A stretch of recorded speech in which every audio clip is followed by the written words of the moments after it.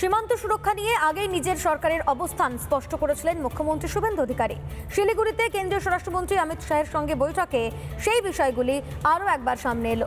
সেখানে শীর্ষ নেতৃত্ব থেকে কড়া নির্দেশ, দ্রুত সীমান্তে কাঁটাতার দেওয়ার কাজ শেষ করতে হবে।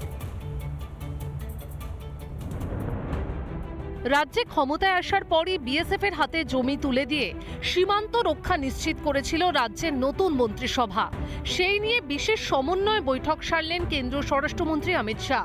সেখানে একজোটে সীমান্ত রক্ষার বার্তা মুখ্যমন্ত্রী শুভেন্দু অধিকারী, রাজ্যের ডিজি, মুখ্য সচিবের। পরিষ্কার নির্দেশ যে সীমান্তে নজরদারি যেমন বাড়াতে হবে, তেমনই কিন্তু দ্রুত যে ফেন্সিং এর কাজ, সেই ফেন্সিং এর কাজও করতে হবে। কোথায় কোথায় জমি নিয়ে কি সমস্যা রয়েছে বা কোথায় কত জমির দরকার, তা কিন্তু আজ পিপিটি প্রেজেন্টেশনের মাধ্যমে জেলা আধিকারিকদের সামনে তুলে ধরে বিএসএফ। প্রতিটি সীমান্তবর্তী এলাকার ডিএমএসপিদের সামনে কিন্তু তাদের রুটম্যাপ তুলে ধরা হয়। প্রয়োজনে আরও আধুনিক যন্ত্র নিয়ে এসে কাঁটাতার দেওয়ার কাজ শেষ করতে হবে। সংবেদনশীল জায়গায় দরকারে ত্রিস্তরীয় কাঁটাতার। সীমান্তবর্তী কোন কোন জেলায় কত জমি প্রয়োজন তাও জানানো হয়েছে ডিএমএসপিদের।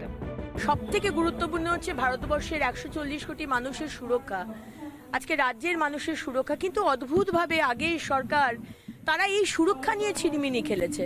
বারবার সুপ্রিম কোর্ট বলেছে আপনারা জমি দিন, বিএসএফকে জমি দিন, বেড়া বানাতে হবে। ওই দিক থেকে রোহিঙ্গারা ঢুকছে, টেররিস্টরা ঢুকছে, পাত্তাই দেয়নি। উত্তর পূর্বে নিরাপত্তার অত্যন্ত গুরুত্বপূর্ণ অংশ চিকেন স্নেক।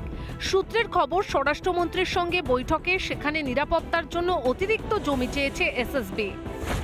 পরিকাঠামো উন্নয়নের জন্য 7টি হাইওয়ে জাতীয় সড়ক কর্তৃপক্ষকে দেওয়ার সিদ্ধান্ত হয়েছে। আলোচনা হয়েছে সেনা ছাউনির সংখ্যা নিয়েও। জমায়েত সরাতে ও জনসংযোগ বাড়াতে একসঙ্গে কাজ করবে সেনা ও পুলিশ। আজকে চিকেন নেক বলুন কি আমাদের বর্ডার বলুন, সেগুলো অত্যন্ত গুরুত্বপূর্ণ, শুধু রাজ্যের জন্য না, সারা ভারতবর্ষের জন্য। শুধু নিজের সুরক্ষা, নিজের মানুষের সুরক্ষা নিজেদেরই ব্যবস্থা করতে হবে।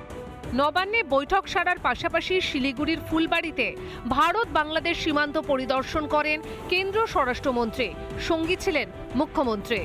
অত্যাধুনিক নজরদারি ব্যবস্থার সাথে সাথে যে সমস্ত উপদ্রুত এলাকা রয়েছে সেখানে যাতে ত্রিস্তরীয় ফেন্সিং করা হয়, সেই সমস্ত বিষয় কিন্তু নির্দেশ আজ স্বরাষ্ট্র মন্ত্রকের দপ্তর থেকে বিএসএফ এবং সমস্ত যারা প্রশাসনিক মহল রয়েছে তাদেরকে কিন্তু দেওয়া হলো। ক্যামেরায় সোমনাথ পালের সঙ্গে অর্ণব মহিন্দারের রিপোর্ট, রিপাবলিক বাংলা, শিলিগুড়ি।